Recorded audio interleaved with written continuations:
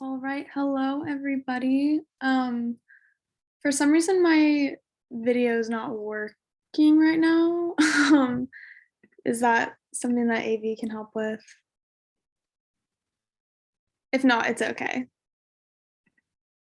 Okay, I'll just start it off. Okay, hello everybody. My name is Grace. My pronouns are she, her, and I'm gonna be your host tonight. If you hear any background noise, that is my lovely dog. Yeah, so welcome to Sex and Chocolate. I'm excited to have you all here. And this event is put on by SHAC through the Wellness and Health Action Team and Illuminate. So we're like the student-based educators through the SHAC. And before we get into it, I just want to recognize the Indigenous people whose land that we in Portland State are currently occupying. PSU is located in the heart of downtown Portland in Multnomah County.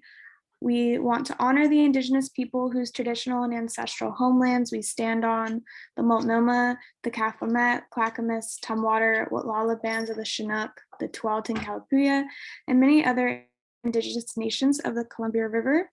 It's important to acknowledge the ancestors of this place and to recognize that we are here because of the sacrifices forced upon them. In remembering these communities, we want to honor their legacy, their lives, and their descendants. So during the slideshow, there was a video that illustrated between 1776 and 1887, the US seized over 1.5 billion acres from Indigenous people by treaty and executive order. The video maps every treaty and executive order during that period, and it concluded with a map of present day federal Indian reserves. I want y'all, if y'all watch that, I'm gonna say a quote from Tucking Yang from Decolonization is not a metaphor. Settlers are diverse, not just of white European descent, and include people of color, even from other colonial contexts. This tightly wound set of conditions and racialized, globalized relations exponentially complicates what is meant by decolonization and by solidarity against settler colonial forces. Calls for land back literally mean to return the land to Indigenous peoples. all non-native people are settlers on indigenous land, even if we are colonized ourselves. So with that, we're gonna move on and talk a little bit about this event. Thank you all for being flexible and being here through Zoom. We're recording the event, but only myself and the panelists will have our faces and our voices recorded. Everyone else will be anonymous. And with that, I'm gonna talk a little bit about the prizes and, oh my gosh, sorry. And so we're gonna have a raffle at the end of the event. If you stay through the event, we'll contact you afterwards, and you'll be entered to win our raffle. And we have awesome prizes such as lube, vibrators, menstrual cups, fleshlights, and more. Keep an eye on your email the next few days as we draw winners. If you are a winner, you must reply to the email from Illuminate within 3 days, or you will forfeit the prize. There are 2 options for raffle prizes, ones that you can pick up in person or ones that can be sent to you through email virtually. And even if you don't get a prize, we do have discount codes for y'all that were in the slideshow earlier. So they are Chocolate 2022 at Shebop, PSU Student Diva, and Porn Studios. I'm sorry, I don't have, we'll put the slideshow at the end for everyone to see those promo codes again. But yeah, and then now I'm gonna move on and introduce our panelists real quick. Is the video working? Can I start my video? Okay, no. Oh, okay, hold on. All right, sorry everybody, I'm a little, yeah, so we're gonna introduce our panelists. First up, we have Michelle. Hi. Michelle uses she, her pronouns and is from Portland.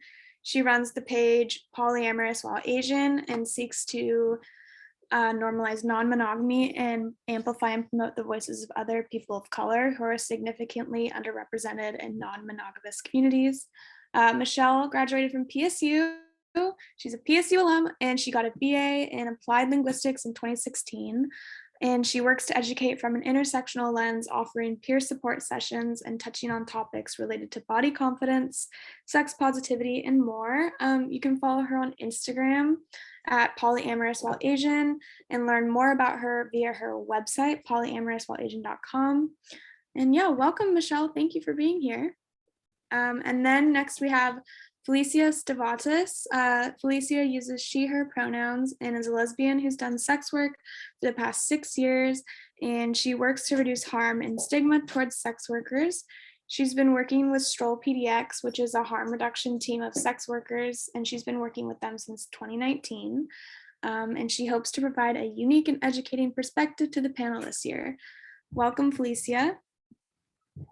And then next we have Katie Borofka, who uses she, her pronouns. Some of you may know her as Professor Borofka because she's part of the OHSU PSU School of Public Health and often teaches human sexuality, women's reproductive health, and maternal and child health. Katie has been passionate about sex, sexuality, and sexual health and wellness for a long time. She uses her personal life experience to inform her work, including coming out as queer and polyamorous in her early 20s and working for a number of years in stripping and exotic dancing. Now she works primarily as a mental health therapist at the Quest Center for Integrative Health and also as a sex therapist through a private practice. And Katie feels continually grateful that she gets to help inspire people through her classes and her counseling work. And she wants to thank you all, to the students and the clients that work with her and what they bring to the table. Hello, Katie. And then lastly, we have Dr. Aoi Mizushima, and she works at SHAC, and Aoi uses she, her pronouns. Prior to completing her medical residency at OHSU with an MD from University of Wisconsin at Madison, Dr. Mizushima spent a period of her life in the Bay Area, completing her undergrad degree at UC Berkeley and working as an AmeriCorps volunteer with Healthcare for the Homeless in San Francisco. Coming from immigrant parents from Mexico and Japan and being a first-generation college graduate, she believes it is important to practice medicine with the foundation that every person has their own unique story and it's necessary to respect people for their individuality as well as meeting them where they are, before trying to partner with them in their healthcare matters. She welcomes students to come to the shack and hopes people feel safe in a confidential and non-judgmental space when they come in. Welcome, Allie. Okay. Next, so now that we have the opportunity to know our panelists a bit, let's get a little familiar with how to ask questions to our panelists. Somewhere on the screen, you'll see a button for Q&A. So on the bottom, you can ask questions anonymously. And then, we'll just get right into it. We have our first question up right now. And this one is going to go to Katie. And the question is, I'm really excited to everything sex and sexuality, and I feel like since I'm new, I don't know where to start. Do you have advice for that?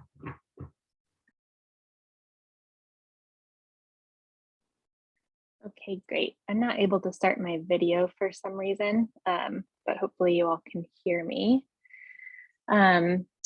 I have just some general feedback on this question to start us off. The first thing that I was thinking is that I think it really depends on how you learn best. Some of us learn really well, by reading or by experiencing something or listening to something. And there are just so many different kinds of books, podcasts, and events to find. I think one of the earliest books that was helpful to me and my community when I was a young person was The Guide to Getting It On. I haven't read it in a really long time, but it is a big book that has a lot in there about gender and sexuality. And I would really welcome to hear from other panelists what they would say. I think doing a general search. Let's see, I can start my video now. Great. Okay, great. You can see me. I think that there's a lot. We're really lucky in Portland to have so many communities and community spaces. I think SheBop is an awesome resource for workshops, for finding like-minded people, for learning about new things. Taking a human sexuality course, I think, can be a great way too, to just sort of get a sampling of lots of different kinds of information, and seeking out a sexuality professional, which is a really wide spectrum of people who work in sexual health and wellness. So finding someone who might be able to mentor you or answer your questions in a safe space is a great idea too. And I think Aoi and maybe Felicia had some other things to add, so I will turn my camera off and let someone else jump in. Hi there, can you hear me? Hopefully you can hear me. I don't see anybody's faces, but I'm Aoi Mizushima and I work over at Shack. And I think this is a really, really important question. And I'm so glad whoever asked this, it was a bold question and I'm so glad that you brought this up. It's a question that we actually get a certain amount at Shack. I think sometimes people get to college, whether you're an undergrad or grad student, and arrive in this space where they might feel kind of alone in that they don't know as much as all their peers do about sex and sexuality. When you look back, at least in the American culture, and I'm guessing that it's probably a worldwide phenomenon, not just in the United States, but the sex education is severely lacking. I'm sure I don't need to go into that. I think most people would agree that when you think back to what you learned growing up about sex and about your body, it's pretty awful and lacking in a lot of ways. And so when the school system doesn't really teach it, then who else do you get your information from? And a lot of people, they don't necessarily feel like they can ask their parents about it when they're younger. So people will turn to their peers, and media, porn or social media, and sometimes it can just be really confusing and hard to really know where to start, especially if you're somebody who's not even sure if you are a sexual being. There's such a huge range of sexuality. And so I definitely think it's a really important question to sort of, and it's a very valid and normal question to sort of be, if you're in this space right now, kind of wondering like, where do I even start? I think, you know, what Katie said, using your resources, that SheBop is a great resource. Absolutely considering coming to SHAC. A lot of times when people think of interfacing with the medical system, when it comes to sex and sexuality, people often will first think about like, you go to a medical professional when you're concerned about an STI, or if there's been an awful other sort of negative an interaction, an assault, or an unwanted pregnancy for some people.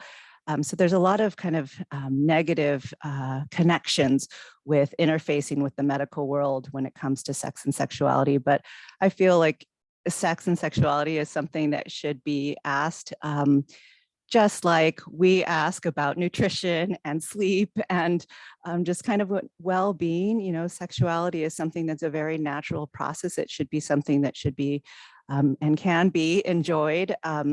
And so it's a very welcomed question to come to SHAC. We've had patients come in and just say, I don't know where to start. And we have models. I'm looking here to see if, oh yes, I have my little model here. You know, we can bring out like models and show people. I don't even know if you can see this all the way, but it's, you know, an entire system that we have books and things for people with a vagina, people with a penis. We can talk about anything when it comes to anatomy or physiology, or a lot of times it's really encouraged to explore yourself, to know your body. Sometimes people will come in and just say, I am having sex with my partner and I don't enjoy it, or I fear it, or it's painful. Sometimes just sitting down with somebody and talking about your anatomy and kind of the mechanics at play and the importance of lubrication and foreplay and kind of knowing where your body parts are that can get stimulated. It's a very natural part of your body, and it's a very welcome, like I said, question to just come into SHAC and talk with one of us. But yes, there are a lot of good resources out there as well. So don't hesitate to see one of us. I'm going to jump out and let somebody else say something here.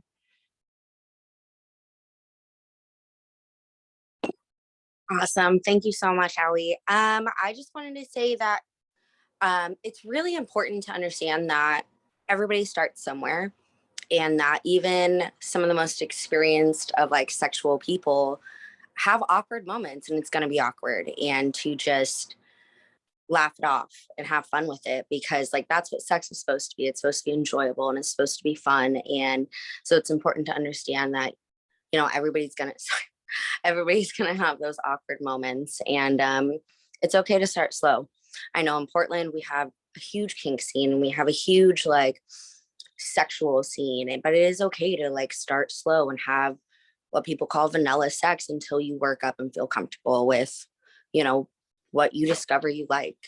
So just remember that it's always going to be awkward, but it's always going to be, or it's supposed to be fun. So just have fun with it. Thank you.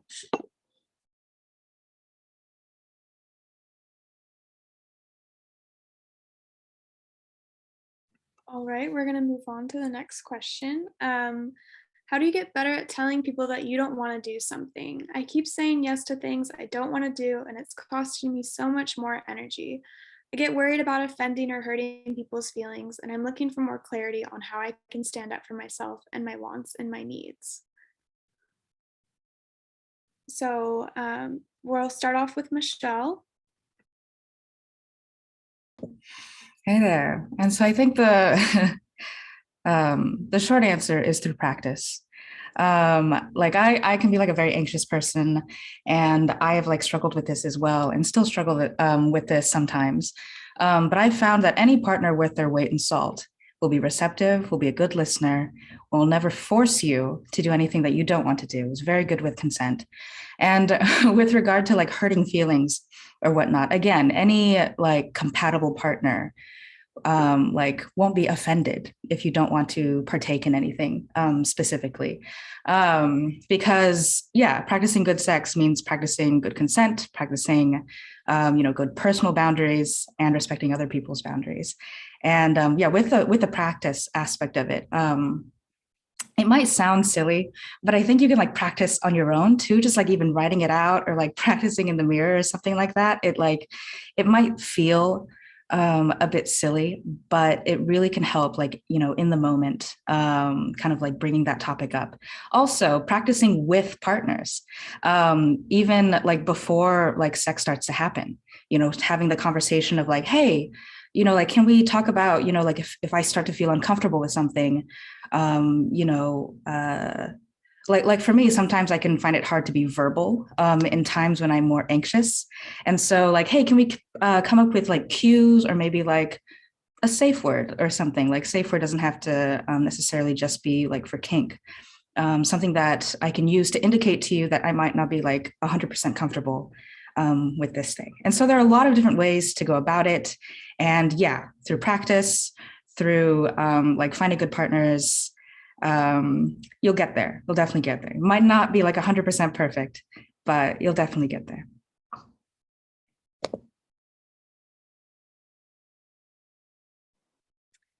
I think Michelle had excellent advice. She said a number of things that I was going to say myself. One thing I would add is I think it can be really helpful to practice noticing what you know you want, and really tuning into, how do I know I want that? What my body is telling me that that's something that I want, and conversely with things that you don't. And you can practice by taking really small steps. So even outside of the context of sex, how are you able to tune into what you want and what you don't want, and being honest about it? So it might even be something as small as, what kind of coffee do you want? Or what do you want to do after this panel? Or what kind of breakfast do I want tomorrow morning? And I think that we can strengthen that muscle. It's often a lot easier outside of sex to do. Obviously, the translation gets tricky for a lot of us for a lot of reasons. I'm also a big fan of practicing in a mirror, saying yes and no, and really witnessing what your face looks like when you say yes and no. And I think the last thing I will add is, anyone who knows me knows that I super love the wheel of consent. You can Google it. And it's a really cool framework for exploring consent and exploring the different ways that we inhabit pleasure with touch, both sexual and non-sexual. And I think it's a great game to practice with a partner, and to really practice tuning into, what do I want to say yes to? What's really hard to say no to, or hard to say yes to? Yeah.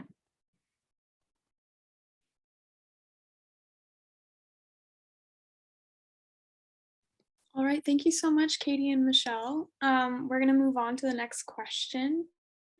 Okay, I'm only able to reach orgasm when I'm by myself and not when I'm having sex with partners, even with those that I have a strong emotional bond with.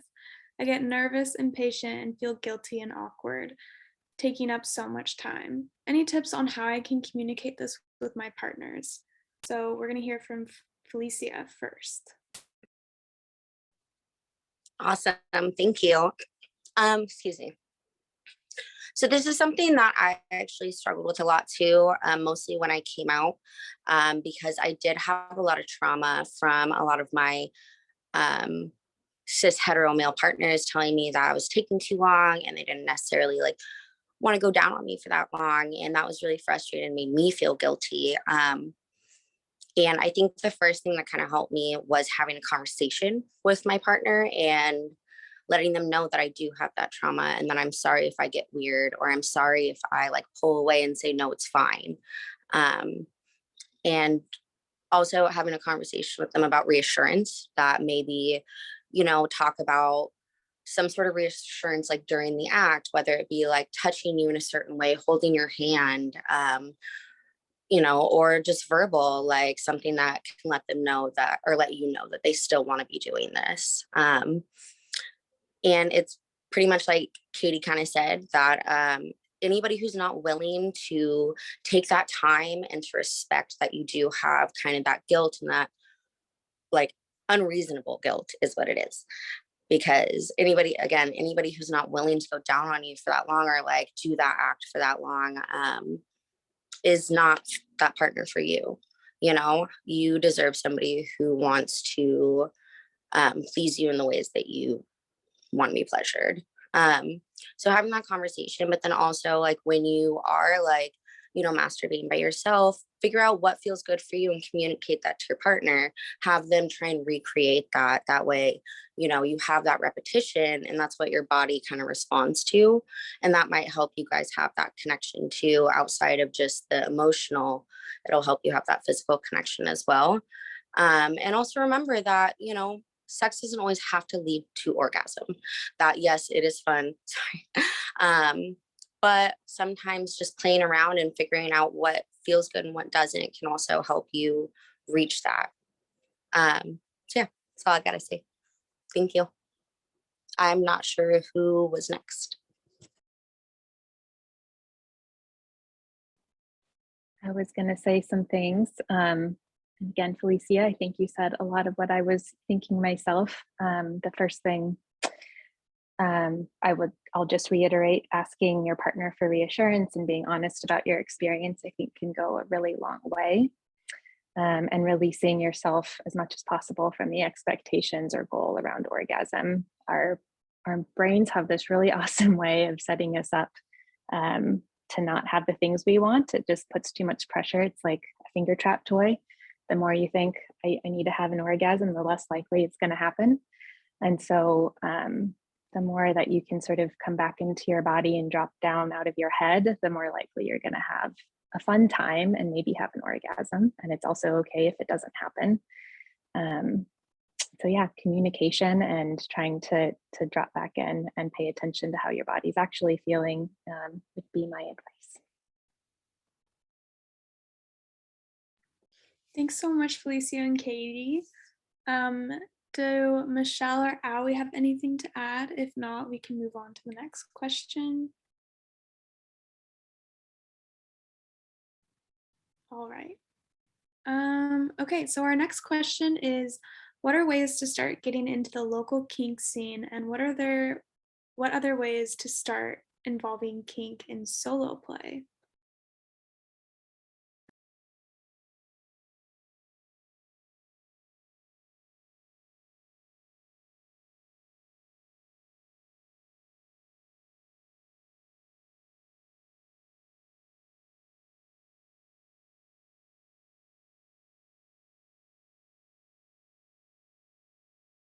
I can give a little bit of advice. I personally am not into kink too much. I do have very vanilla sex, I will say, but as a sex worker, I have seen a lot of people go to strip clubs, and that is what we do. Not even just strip clubs, but full service sex workers. That is a great way to have someone ease you into it and have somebody who's there and cares about your comfort and cares about your safety, because they're, you know, being paid for it. But that's why we do it, is because we actually like want to give you this consenting, pleasurable experience. So I would say, as a sex worker, my advice would be to go to a strip club and maybe ask around for somebody who is, you know, kind of knows how to get into that. Or, you know, just there are so many women on Instagram too who kind of advertise like kink play, and they will like kind of help you ease into it. So I would say your best bet with that for me is to ask kind of a sex worker kind of what they're into, or like where they go, and to help you get into that. I think Katie said she had something too.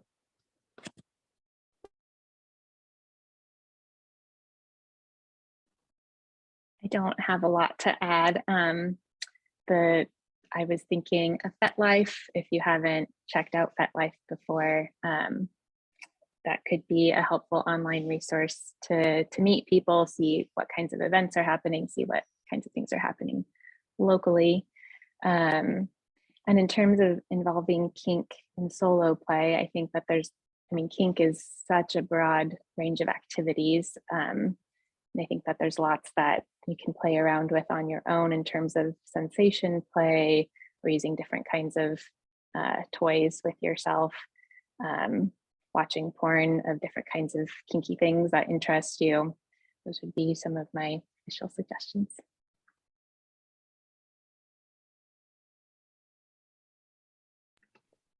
Oh, sorry. Yeah. Yeah. I can also add that, yeah, so there are these events like Katie mentioned, like on FetLife and whatnot, and also on Meetup. There are these events called Munches, and they're very good like meetups that happen in a space like a cafe or a brewery or something, not in like a sex club. They're very low key, and there are people who are like in the kink community who talk about kink or just kind of talk about life in general and just hang out. And so those are really good introductory places to get into the kink scene. And I always am an advocate for like the buddy system. So bring along a partner or bring along a friend or something can make it a whole lot easier, a whole lot more comfortable. Yeah, there are like several like major sex clubs around Portland, and they have like a lot of them have specifically like kink nights. Like Sanctuary is a good one, has like beginner events. There are like more intermediate or advanced kind of events where you're never forced to do anything or to participate. Sometimes you can just like be there and watch. Again, I recommend the buddy system. But yeah, so there are a lot of options, and of course, like in these times, a lot of them are through like Zoom and whatnot. But once things are safer again, like I highly recommend those options.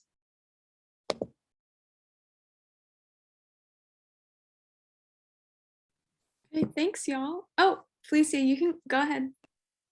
Yeah, so I have one more thing that I do know. Velvet Rope is one of the only women-owned kink clubs in Portland, so that might be a good place to start.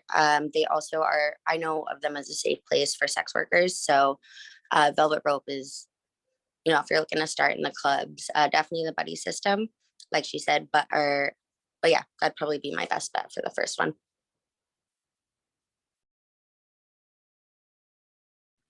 Thanks, y'all. Okay, so we're gonna move on to the next question. I'm new to penetrative penis and vagina sex and struggling with the pain it causes, but I know that lubrication is not the issue. I'm wondering, what are the possible causes and what are some of the treatments for vaginismus?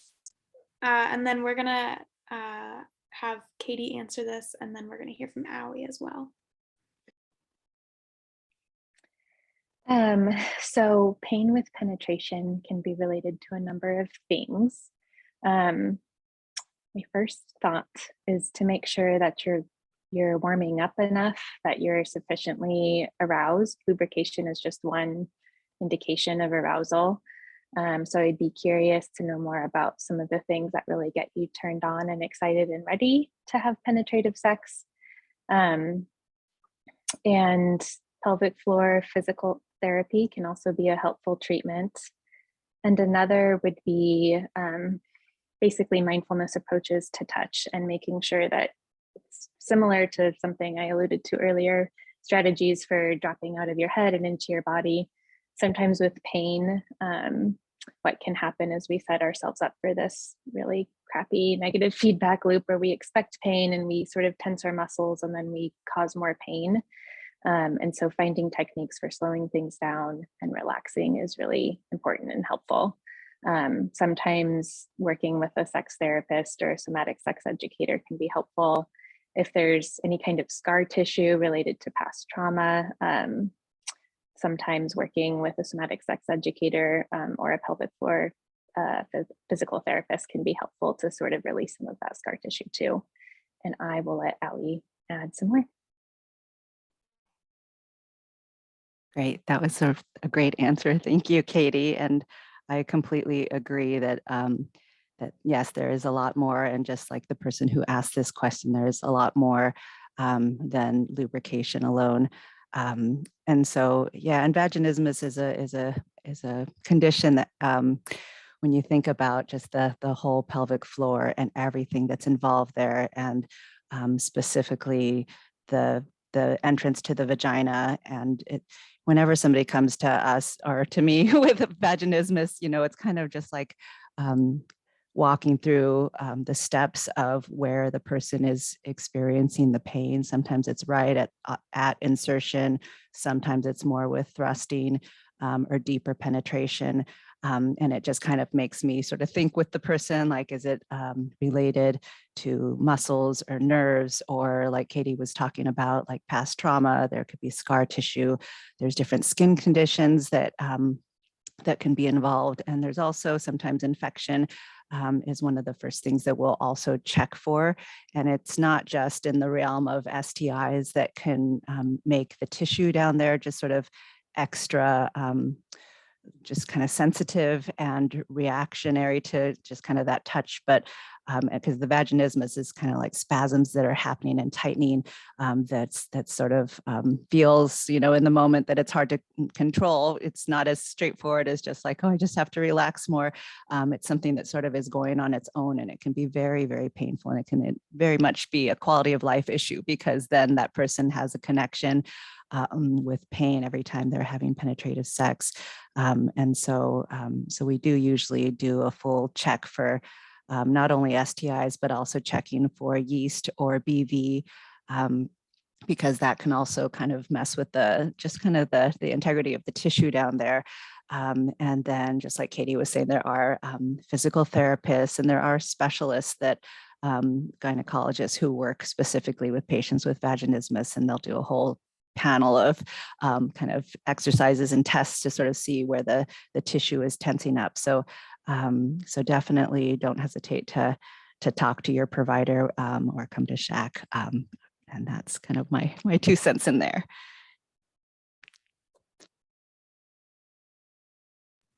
All right, thank you so much, Aoi and Katie. Do any other panelists, Felicia or Michelle, have anything they'd like to add?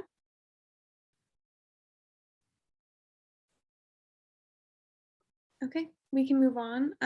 So the next question is, my partner and I are great at having very spontaneous, exciting, intimate times, and we have a fantastic connection. I'm wondering, what is the best way to still be spontaneous and close during these intimate times? How do I slow down the act while staying connected and passionate? So Katie's going to start us off with this one. I really love this question. If you haven't heard of Esther Perel, she's a sex and couples therapist, and probably would have a whole hour's worth of things to say in response to this, I think. A lot of couples in our day and age have this really interesting balance to hold between wanting a lot of togetherness and familiarity and comfort, kind of like, we know what we're getting with our partner, there's reliability, and we like that, feel safe and good. But we also want a lot of mystery and excitement and eroticism. And these things can be opposing forces. And so it can be a really difficult thing to strike, especially during a time like a pandemic, when many of us with partners, not all of us with partners, but for those couples who are in closer proximity to each other, a lot of the mystery that might have been there pre-pandemic is not there so much right now. We're up in each other's business all the time. And even if we have a fantastic connection, the mystery might decrease a bit. And so what I would say is, if there are ways to find some separateness or some distance from each other, that can be helpful, whether that's physically or emotionally or mentally. But then there's also this piece of remembering to get to know your partner over and over again. It's really common that we will relate to each other in the ways that we first knew each other when we first met, but we change. We always grow and change. So what might have been true a year ago is different now. And so by continuing to be curious about each other, we get to know each other over and over and over again, and that can bring mystery back as well. But there's also something in this question about slowing down the act, which I assume is about slowing down sex. And so I'm also wondering about like your sexual experiences together. Are they kind of luxuriating for as long as you both want? And I think that's another kind of question. but I'm going to stop talking and I will let someone else chime in. Thank you. No, I love everything you said, and it's pretty much everything I was going to say. I do want to answer more of the slowing down question, though. I think a really good way to kind of slow down that act and make sure that it's not just like, even though it's intimate, this quick boom, bam. Incorporate toys is a really good way. It doesn't have to be super freaking scary. It can be, tiny little bullet vibrators, like, or also extending foreplay and using, smaller toys like that, and kind of teasing with the foreplay can just kind of extend it. That way it's not just, your repetition of like, this is what I like, this is what we do, and we're done. And also remembering, like we kind of said before, that the orgasm doesn't have to be the end, and it's not necessarily always the ultimate goal. Connection is the ultimate goal. And so, even after you both have, had your orgasm, does not mean it needs to be the end of it. Yeah, so that's the kind of advice I have. Thank you. All right, thank you so much, Katie and Felicia. Allie or Michelle, do either of you have anything you'd like to add? If not, we can move on. Okay, cool. So we're gonna go to the next question. How does one go about polyamorous / non-monogamous / multi-peopled relationships while navigating through this pandemic and quarantine? I'm also worried about being jealous. So what are some tips to curb or respond to that jealousy?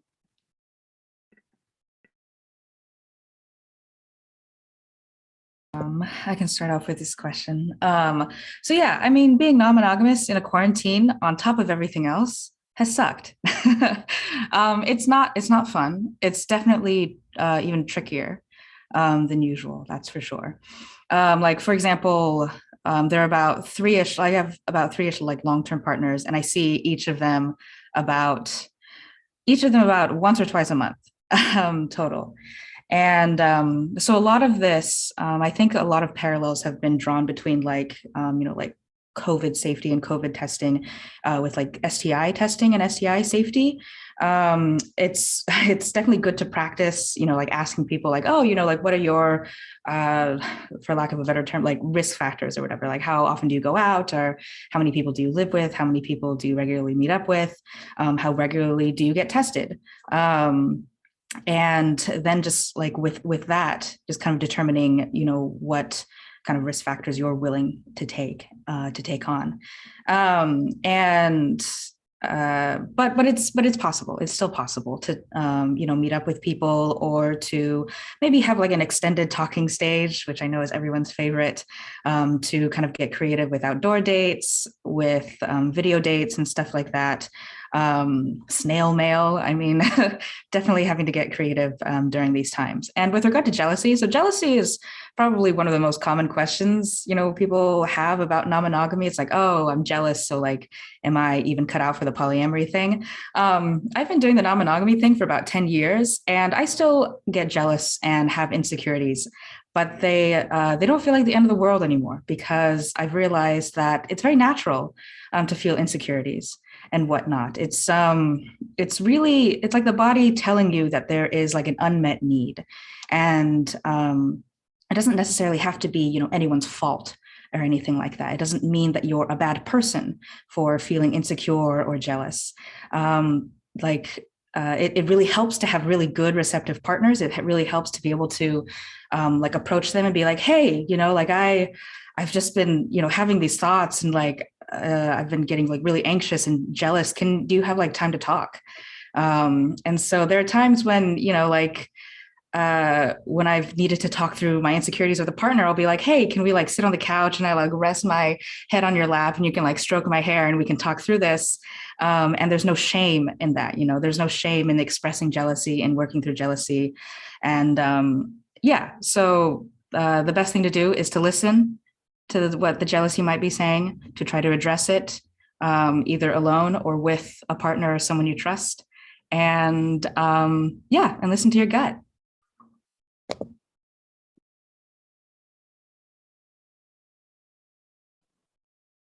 just wanted to add about the jealousy piece, that, yeah, it seems to be the most common worry for folks who are interested or curious about non-monogamy and polyamory. And I think one of the most helpful things to work with is realizing that jealousy is an emotion just like any other. It's going to happen.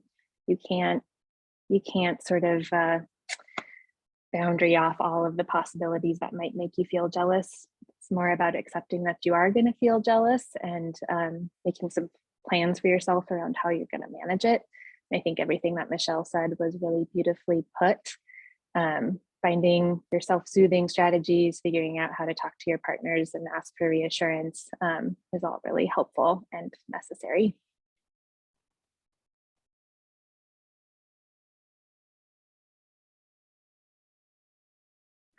All right, thank you, Katie and Michelle. We're going to move on to the next question now. And it says, do you have any tips for easing into video chatting, flirting, sexting over the internet, etc.? So we're going to have Felicia answer this one. Awesome. Yeah. So I think the biggest thing is that, again, like I've said, it can be awkward. And if it gets awkward, just laugh it off. I think that's the biggest thing for me that's helped with any sexual situation I've been in, is being able to laugh at yourself and laugh at the situation. So just remember to be playful and not too serious. It's supposed to be fun. It's supposed to be pleasurable, and you should be able to joke around with, the person you're having sex with. And also, don't make things up. Don't, people have a tendency to exaggerate and like want to come off as sexual as possible. But you don't want to be in an uncomfortable situation when that's not actually like what you want to do. So make sure you're being honest with like, be sexual, but be honest with what you want. Don't, go overboard because you feel pressured to be as sexual as you think they want you to be. And also make sure, nudes are awesome. We all love getting them. Sometimes we like setting them, but make sure that you trust that person if it's something that you're not comfortable with, and I think trust is like the biggest thing with it too, because the biggest thing with feeling comfortable sending those texts and like being that sexual with someone is comfort. Yeah, so that's all I got on that.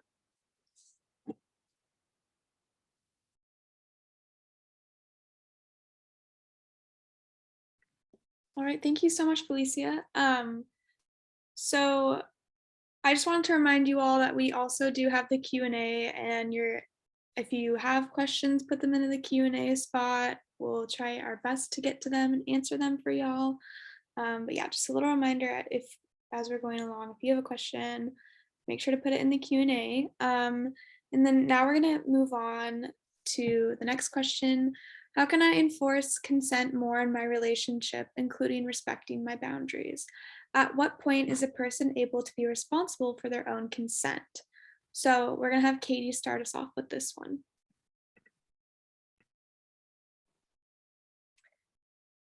So I think this question's interesting because enforcing consent and having your boundaries respected are I think the thing that's coming up for me around this is it's important. There's like two parts to setting boundaries. So there's a setting boundaries piece around saying like, I am only willing to do X, Y, or Z, or I can only do A, B, or C. There's also the piece around enforcing consequences if they get crossed. And so I think that's the piece that both pieces are difficult and can be tricky to learn. I think that Nidra Glover Tawwab, who wrote Set Boundaries, Find Peace, has a lot of really good things to say about that, including the idea that people might get their feelings hurt. You might feel guilty from setting a boundary and actually enforcing it for yourself. And that's okay. It's okay if people are upset with you. You can be resilient through that, and so can they. And I think we're all responsible for naming what our boundaries are. And it's also a messy process. Sometimes we don't know when our boundaries have been crossed until they've sometimes we don't know what our boundaries are until they've been crossed. And that can be a painful process, and often is for many of us navigating relationships and sex. And I think one of the most important things is to do the best you can with the information you have at the time. So you can only know so much at any given moment around what your body is telling you, around what your emotions are telling you. And it's experimentation and trial and error, and it's okay to make mistakes. And it's also okay then to try to do better next time, whether that's having more clarity around what you want to do or don't want to do, and also respecting your partner's boundaries.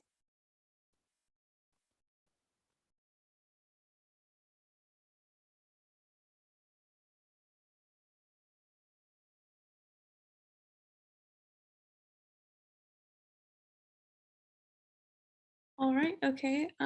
We are going to move on to the next question. Thank you so much, Katie. I'm interested in trying anal sex, but I'm worried about the mess. How do I avoid that? Any good resources for learning about how to safely have anal sex?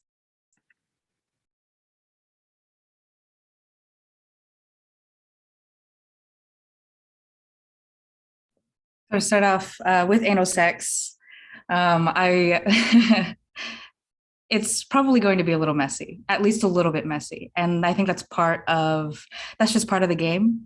And I think anyone who is like going to try anal sex, whether like, you know, whatever position that you're in, yeah, just be prepared for that. And there's no shame in that, because it's just part of it. It's just part of it. It's natural. If you're worried, lay down a towel. If you're, yeah, or have like a towel ready, it's totally fine.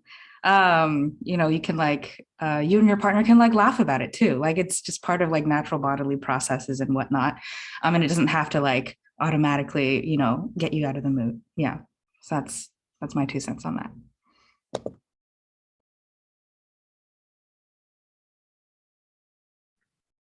Okay, thanks so much, Michelle. Does anyone else have anything to add? No. Okay, cool. We're gonna move on to the next question then. What are your experiences with dealing with stigma? How do you get comfortable talking about and asking questions about sex?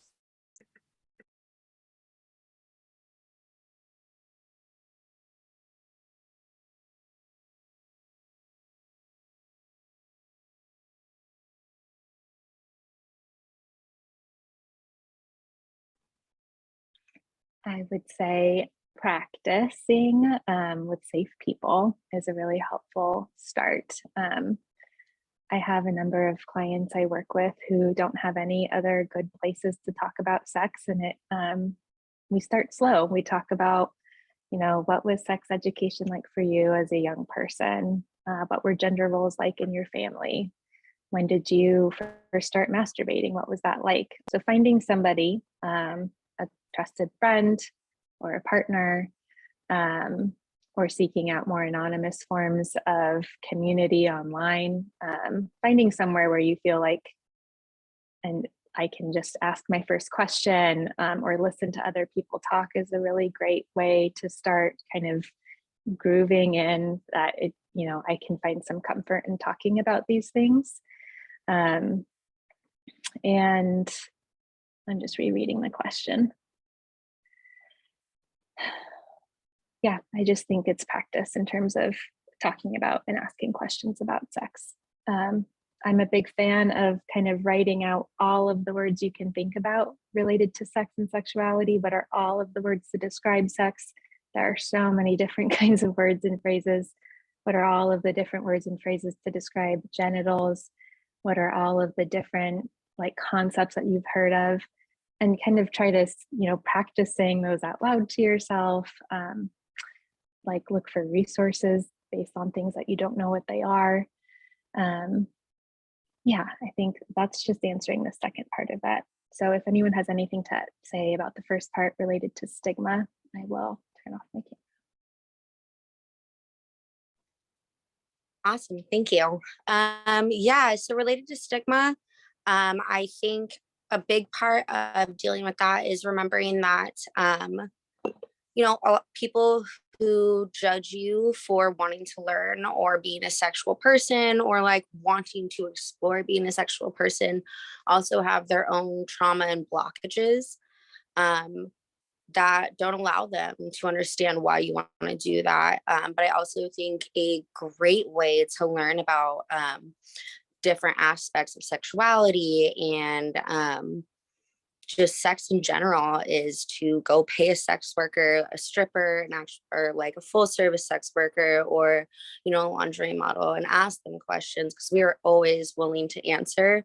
But our time is valuable. So paying a sex worker, just go into a strip club, find somebody who's willing to answer. Not everybody is, but find somebody who is willing to answer those questions for you. And most of the time we are.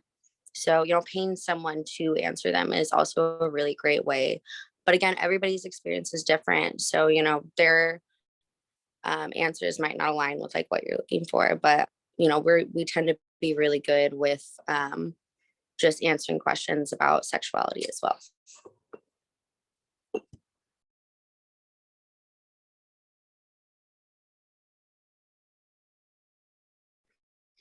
All right, thank you so much, Katie and Felicia. If anyone has anything they'd like to add, go ahead. Otherwise, we will start the next question off. Okay. How can I bring up to my new sexual partner the fact that we both need to get STD/STI tested without coming off as offensive?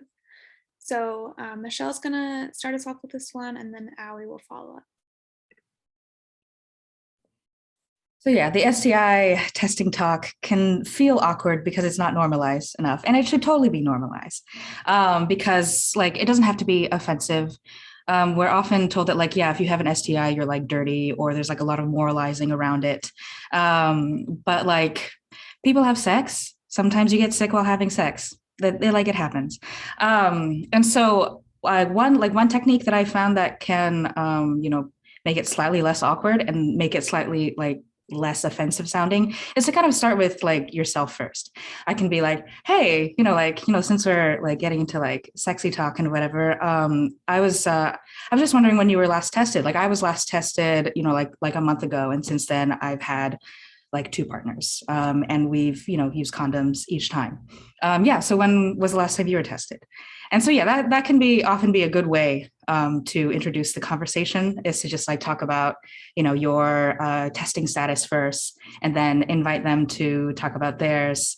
And hopefully they have semi recently, or they do have a testing history. But yeah, part of it is kind of like practice and getting over the feeling or sense that is an awkward conversation. Because yeah, if you're concerned about like STI testing and stuff, then any compatible partner should also be cognizant of that. And if any partner is offended by that question, probably not the most compatible sexual partner with you.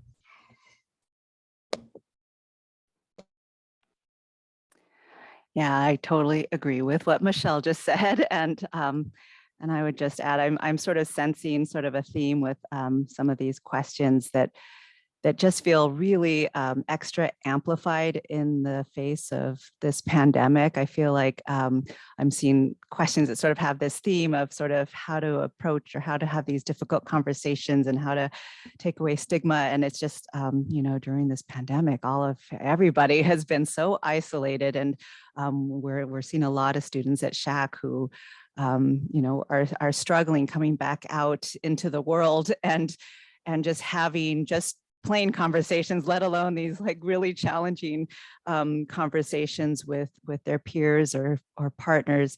So I just wanted to sort of first just recognize that it's an extra hard time right now to have conversations with people, especially when they're about very sensitive topics and people don't want to offend others, or everybody, just like Michelle was saying too, just kind of people come with their own backgrounds and their own histories and their own traumas, and so it is hard to like just suddenly have all the right tools to have conversations with people about STI testing. But I think it is really important to, at SHAC, we're always telling people, because we know the incubation period for certain STIs, we have a lot of patients who just come every 3 months, just on the clock. I'm just here for my 3-month check back in. I'm just here for my routine STI screen. It's been 3 months. So that's kind of, one of the timelines that people will, the word has gotten out there, because we definitely have a lot of students that just say, I'm just here for my 3-month check-in, just because if somebody were to come in today and get tested for STI testing for an interaction they had last night, their test could come back negative today. And then, within a week, there could be something within, a month, 3 months, up to 6 months. Sometimes it depends on kind of which STI we're talking about. And so frequent testing is even recommended, and it's okay to even start the conversation. You could blame me. You can say, I went to this event and this doctor was saying that it's really recommended and encouraged just for everybody, just for that peace of mind, to get tested frequently, especially when you're exploring and having new partners. And it's not at all a shameful thing. And at least in SHAC, I know some people have their own stigma and their own shame when they come, or they avoid coming to the clinic to get tested. But and the conversation, it's actually fairly common also to have people come in and say, I had sex with somebody, they said they were clean, and now I'm having this discharge or these sores that sort of appeared suddenly in my genital region. It's a tricky thing to kind of get the word out there, not only to have frequent testing, but to kind of know what tests are available, and to know to ask for the tests that are available if you have concerns. There's so many different clinics out there that offer STI testing, and there, when people get like a gonorrhea and chlamydia test, for example, we offer it from 3 different sites. And sometimes people will say, oh, I didn't realize there were different sites to collect that gonorrhea chlamydia test. Most often people think of either kind of like pee into a cup for that gonorrhea chlamydia test, but we also offer a throat swab and an anal swab, a self-collect swab from behind. And sometimes people will be positive in their throat from performing oral sex and negative from their urine, for example. So there's a whole, when people come in for their routine STI testing, we usually just pull up a whole list of things and say, let's walk through these, because everybody has their own risk factors, and there's not, so to speak, like a standard set of STI testing that we just blanket test everybody for the exact same things. It's very risk dependent, even if there are more common STIs that we see in the clinic. Mostly gonorrhea, chlamydia, herpes are the more common ones that we see in clinic.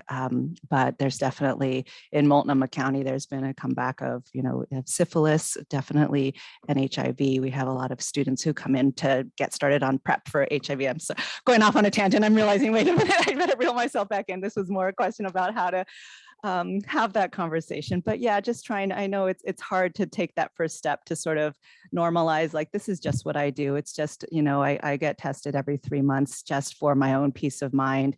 And I really would advocate for any one of my partners to get that routine testing at least every 3 months. So that's, like I said, you could blame it on me.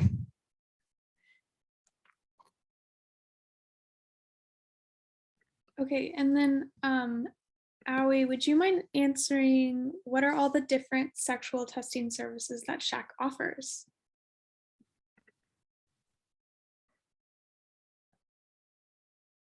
Oops, there we go. Hi. Yeah, so I'm happy to answer that. It is kind of connected to that last one. Yeah, so in terms of from the urine, we can test for gonorrhea, chlamydia, and trichomonas. There is a self-collect swab for people with a vagina that can test for all of those 3 things that I just mentioned, plus a test for BV, bacterial vaginosis, and yeast, which are not STIs, but can create some symptoms of discomfort, itchiness, discharge, or sometimes no symptoms at all. So there's that kind of from down below. From the blood, we have testing for HIV and syphilis are the two most common ones that people will get checked for in their blood. But we also kind of risk dependent hepatitis C, and that hep C is a little more common to be transmitted blood to blood. So if somebody were to say they use needles or they share needles, but we have some patients who have a partner who has hep C and they just come in once a year just to see if they've converted to hep C, or if there's like open sores, there's other risks when it's more skin to skin for hep C. But so there's hep C, and then we also test for hep B, a little bit more common with people having penetrative anal sex, but definitely it's kind of wide open. So there's like certain risk factors that we sort of think of with people, but if somebody's like, I'm just worried about hep B, we will check for hep B. Most people have been vaccinated for hepatitis B in their childhood vaccines. So that does offer some protection. I'm just kind of going down the list in my mind that I usually pull up with people. Herpes is a really, that's a little bit more of a tricky test, but we do offer it with the only true standard, the only test that we truly have for herpes is an actual culture. So if somebody were to have a sore in their genital region and come in, and we could take a culture off of it and it's not comfortable, we use a little cotton swab and have to kind of rub on it pretty firmly and it still is a little bit tricky to grow that in the lab. So herpes is a little bit more of a clinical diagnosis more than anything. There is a certain amount of what we say is false negatives, where somebody comes in with their first herpes outbreak, but then the swab comes back negative. But there's certain characteristics that we still will say that is herpes. Clinically, it fits all the categories for herpes, and we treat. The one that's a little controversial is the blood test. We do offer the blood test for herpes, but it's we always have a conversation about it because it's not actually a test for herpes itself. It's a test for the antibodies, and we can go into that more later. But I don't want to drag this part on. If anybody has questions about the herpes tests that are available, feel free to circle back. But I think those are the main ones, and then the gonorrhea and chlamydia I mentioned we have from 3 sites, not just the urine, but the throat and the rectum as well. So those are the main ones.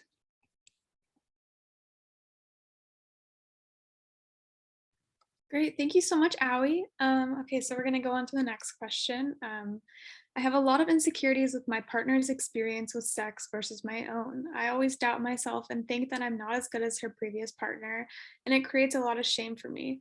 How do I overcome sexual insecurity? So Felicia is gonna start us off with this one. Awesome, thank you. Yeah, I think that when it comes to that, I've also dealt with this when I first was coming out. The woman that kind of helped me come out, she had many more female partners than me, or like non-binary partners as well. And it was a little intimidating. And what you have to kind of remind yourself is that to trust them to tell you what they want and what they need. They're your partner, and if they're not telling you how they like to be pleasured, then it's a little on them as well. It's a two-way street, and you need to trust them to tell you what they want, what they need. Remember also that they're not just with you for sex, that is like just a minuscule part of your relationship, and that is always something that can be worked on and fixed. So it shouldn't be a huge source of insecurity for your relationship. And also remember that just more sex and kinkier sex does not equal more passionate or better.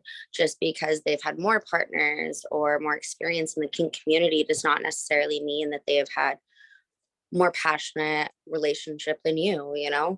And every sexual relationship is unique and different. And if they're still with you, they clearly like it.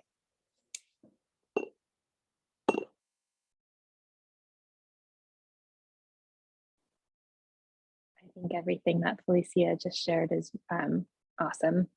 And I think the only thing I would add is if you find after like talking with your partner and getting the assurances, reminding yourself of those things that Felicia just offered, that more experiences, more partners, different kinds of experiences that you haven't had doesn't equal better, and they're clearly with you for a reason.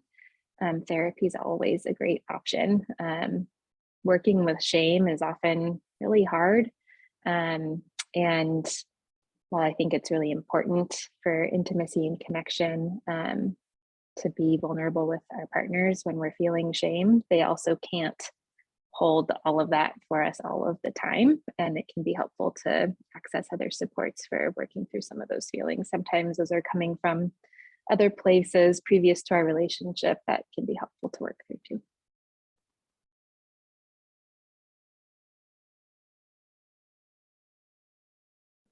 Thanks so much, Felicia and Katie.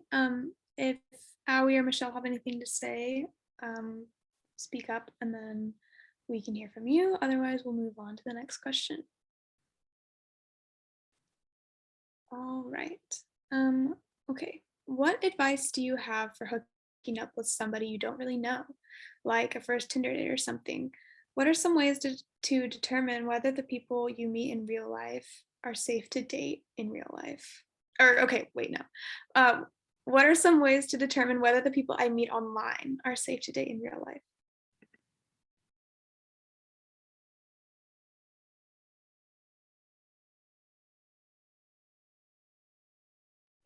I don't have too much to say on this, but I will say that a good vetting process is just Googling their name.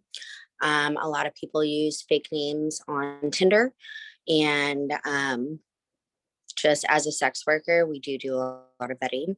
And so just Googling their name and seeing if, things connect, if the name matches the picture, if there's like multiple different, names of that.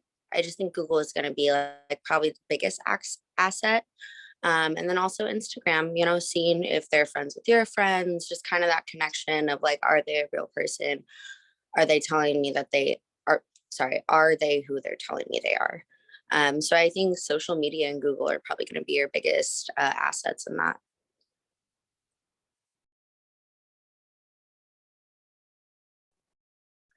I would also add telling a friend where you're going to meet someone, making sure that someone has your location. And I would also suggest meeting in public first and not going to someone's home immediately. I think that kind of process can be really helpful for maintaining your safety. And I think that's all I would add right now.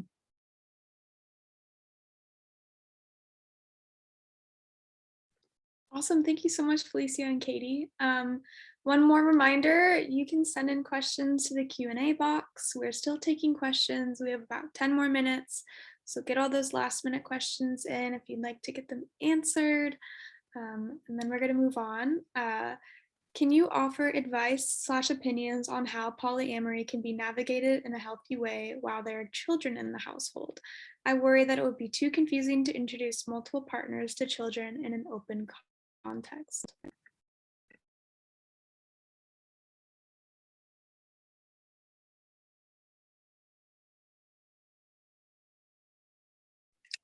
I am only going to say a small thing because as someone who is not poly, I don't have a lot to say on it, but I will say that my uncle was. And when I kind of found out about it, just saw multiple women in his house who were all friends and, they seemed all really friendly. It was not that confusing for me. So definitely be safe and be respectful, but also it wasn't as confusing for me as I think a lot of people think it is for children.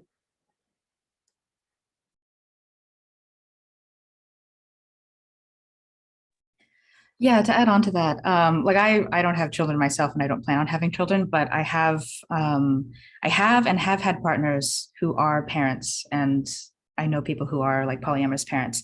It seems like a lot of the time, as adults, we project, I think, our confusion and our worries, I think, on children, especially like if they're younger children, because a lot of how kids react to, other people or to the world around them is dependent on how the authority figures act. So if you kind of act like it's not really anything unusual, then the kids will basically follow suit.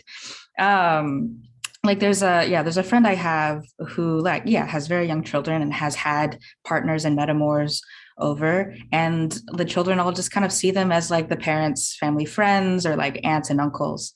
and whatnot. And then at the end of the day, of course, it's up to like the parents' discretion of like, do I want to like introduce this person to my children and whatnot. That's definitely up to like the parent at the end of the day. But yeah, I think if you're worried about confusion, it's just yeah, it's kind of just like treating it like normal, treating them as if like, I don't know, they're either, yeah, your mom and dad's partners or friends or whatever. And yeah, just kind of normalizing it for the children, seems to be what's best.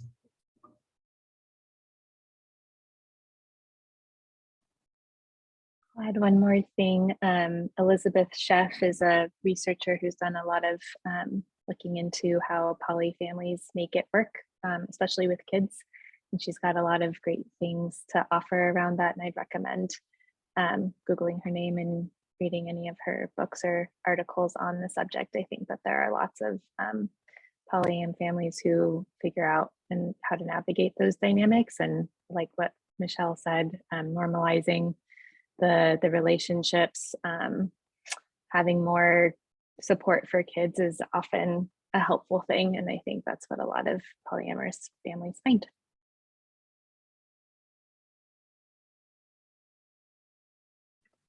Awesome. Thank you so much, Michelle and Katie. So we're going to move on to the next question. Sorry. I can help answer. Sorry, reading the wrong question. Can we have sex on periods? Any tip for safe and sexy period sex? So we'll hear from Felicia and Allie for this one.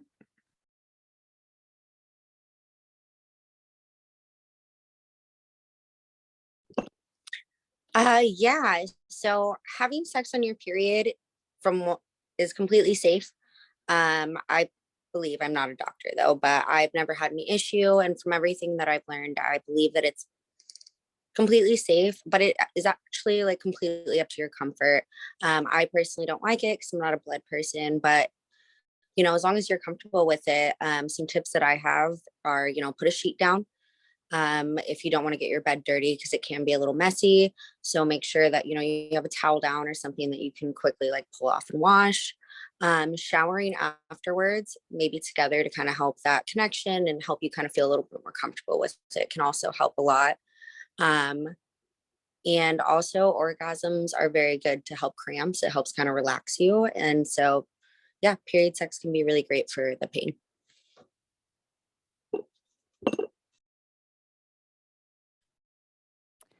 And I pretty much second everything that Felicia just said. Absolutely okay to have sex during your period. It's just kind of a comfort level for yourself and for your partner. Even though, usually there's definitely a lower chance of getting pregnant when you're having sex on your period. Everybody's cycle is a little bit different. So I always still recommend using a barrier method. Or if you're using another form of contraception, it still is possible, and transmission of STIs is still possible as well. But like Felicia said, kind of having an orgasm and the release, the muscles that are there, it can sort of help resolve some of the discomfort with cramping for some people, and different people. Hormonally, everybody's body is different, and some people feel more turned on during their menses. Some people feel more turned on kind of during ovulation, but there's definitely a number of people who feel kind of more aroused during their period. So it might lead to more enjoyable sex for some people, but definitely, yeah, putting down a dark towel on the bed. Another thing that sometimes people will come in with afterwards is a tampon. We've definitely had some tampons get stuck. So definitely remove a tampon if you have one in before engaging in penetrative sex. I think those are the only extra things that I would add, but yeah, Felicia kind of already answered those all. So thanks. All right, thank you so much, Felicia and Allie. We're going to move on to the next question, unless Katie or Michelle have anything to say or add. All right, so the next question is, when I have sex with my partner, I find it hard to feel emotional intimacy. Any advice on how I can build this?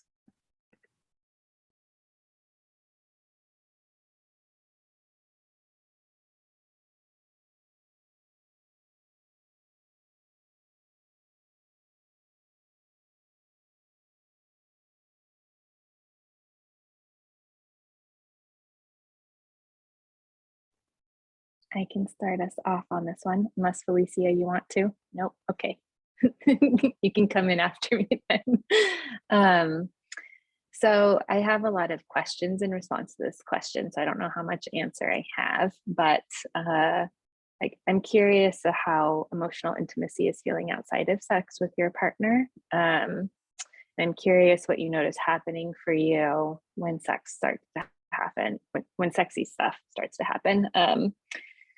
Sort of curious what's happening for you internally, emotionally, and physically, what you're noticing in your body, what you're noticing with your feelings, and what you mean about feeling that emotional intimacy with your partner.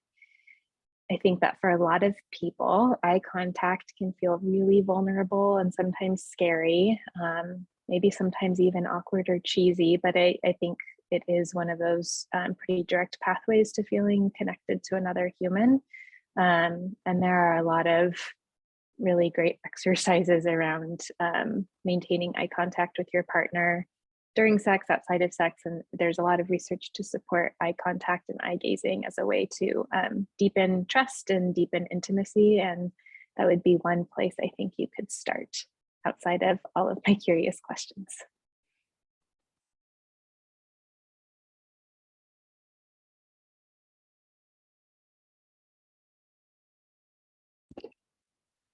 Well, so this is something that I've also struggled with, even when I did feel, you know, love for my partner and really connected to them. I've just always had trouble with like being in the moment. And some things that help me, everybody's brain is different, but some things that really help me is try and think about them when you're by yourself, masturbating, or, just in a pleasurable moment. Think about them, try and focus on them. Because, like I said, our brains work on repetition. So, when you have that repetitive feeling of like pleasure in your partner in your brain, it's going to help you when they're like next to you. I also try and focus on what's happening, like the touch, not necessarily what's around me, or what I'm thinking. Just their hands are on me, they want to be touching me. That's what's happening right this moment. So those are just some things that like help me mentally get in the moment instead of being like, outside of it, which it's very hard to make a mental or emotional connection with your partner when you're not there in the moment.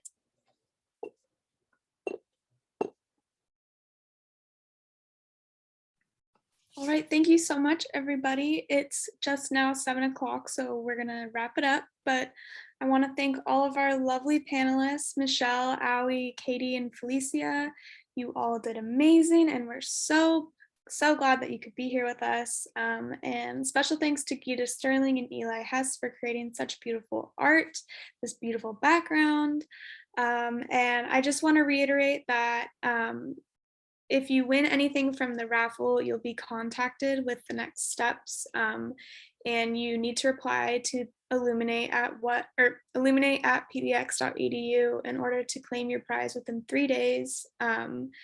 And if you're here for extra credit, you have to fill out the after evaluation that you'll be emailed tomorrow in order to get that extra credit. And then even if you don't get a raffle prize, we still do have coupon codes for everyone.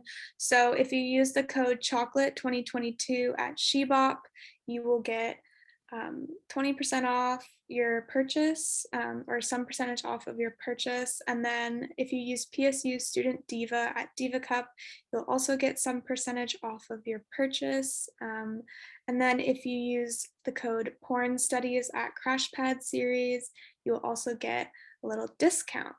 So yeah, thank you all so much for being here. And again, thank you, Michelle, Katie, Felicia, and Aoi. You all did amazing. And thank you all so much for being here.